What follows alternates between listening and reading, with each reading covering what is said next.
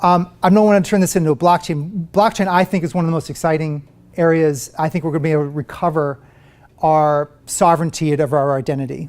No doubt there's a reason why blockchain is here.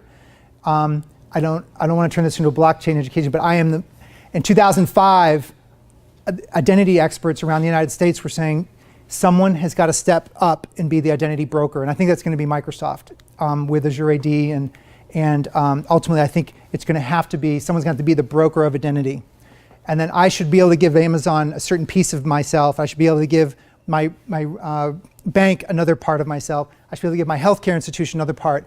And the only way right now to do that, it's a very hard problem to solve, is blockchain is ultimately going to be able to do that. And it's going to take a couple of years to pull that off, but that's where we'll be able to pull back and have a user-based control of who gets what information, versus Facebook deciding, versus Google deciding, versus other people deciding where my identity goes. I get to decide, but it's got to be something that the whole planet is aware of, and blockchain right now is the closest here for that. So it's got a huge impact on security.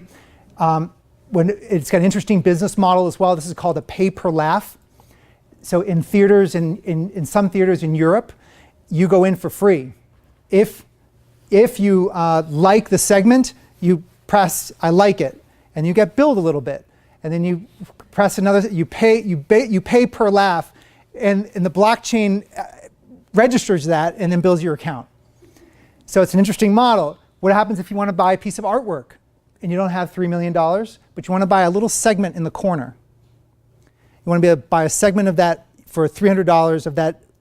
That whole painting gets registered on the blockchain, and then you buy a part of it, and that's called fungible tokens.